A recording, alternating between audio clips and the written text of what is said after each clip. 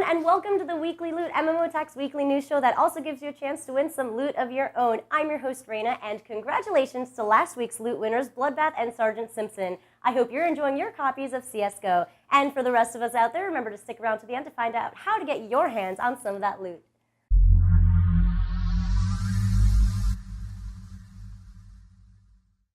To kick off, I have some revolutionary news. A year and a half after its initial announcement, Steam is now proud to present to you Big Picture. It is now available in beta mode for all PS users to enjoy.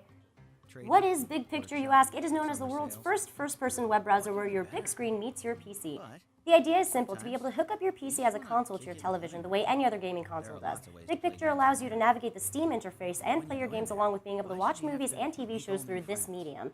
And Big Picture enables you to keep in touch with your gaming friends all in your living room with a big screen. How wonderful is this? It's like a combination of Netflix streaming and Xbox Live user interface mixed with the ability to browse the internet with reticle-based navigation. And they've introduced Daisy Wheel, a new and smart way to type with a controller. But you always have the option to go keyboard and mouse. Big Picture allows for all of this and much, much more. Check out the beta to see if you like it. More additions will be announced as they continue their development.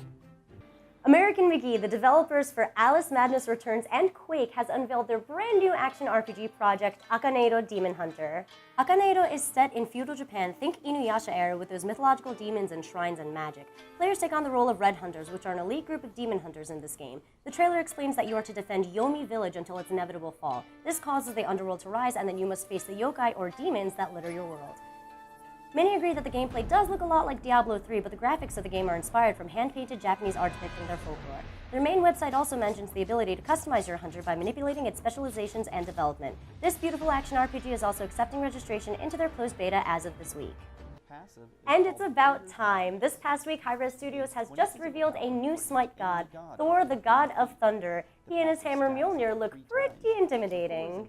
Thor, as we all know, is the mighty god of the thundering sky. He is a melee physical fighter and is able to cause damage from long distances. Thor's active abilities include Mjolnir's Attunement, in which you throw the hammer out into a line of targets and it damages everything in its path, then returns to you, causing half damage on its way back. And Thor's ultimate ability is Anvil of Dawn. After building up, you fly up into the air and you target the enemy on the ground, then you smash down onto it and thus stunning any other enemies around the radius. Pretty awesome. Check out the God review videos for more detailed information on Thor. Sony Online Entertainment has announced that they will be coming out with a new expansion for Everquest II. Chains of Eternity is the 9th expansion in the Everquest II series and should be available to all players mid-November. Producer Holly Longdale announces in the EQ2 blogs, "Greetings, Norath. The time has come. We are very proud to announce our next expansion, Everquest II Chains of Eternity. Recently, something has gone horribly wrong in Aetherneer, and it is bleeding through into the mortal plane. Over the summer months, evidence of ripples between the realms was apparent as items with ethereal energy appeared upon the dead. As the tears between the realms widen, it will be up to the heroes of Norath to save the immortal and mortal realms from collapse. The adventures in this expansion will be great ones. The team is spending a lot of time ensuring that you experience the story rather than merely reading it, so I won't give it away all in this letter. Features of this expansion include prestige abilities, prestige trade skills, organic adornments, and a level cap raised to 95. New content includes a new plane and jungle, 9 new dungeons, and all new quest lines. And lastly, we have some updates for you about the World of Warcraft Mists of Pandaria launch event that we will be covering on September 24th. The exact location will be at the Giant Wheel Court at the Irvine Spectrum Center in Irvine, California. So the event schedule is as follows. At 10 a.m. GameStops will open and games will be pre-purchased, and the event wristbands will be distributed when pre-orders are finalized. At 2 p.m. additional registers will open at the Giant Wheel Court and the games may be pre-purchased then as well. And finally, at 9 p.m. the event kickoff will occur at the Giant Wheel Court where we will party hard, nerdy style, until midnight. Then at midnight everybody will go nuts because that is when Mists of Pandaria will actually be available for pickup and Blizzard's development team's autograph booth will open up. Now that you know the entire schedule for the day, plan accordingly and hope to see you there.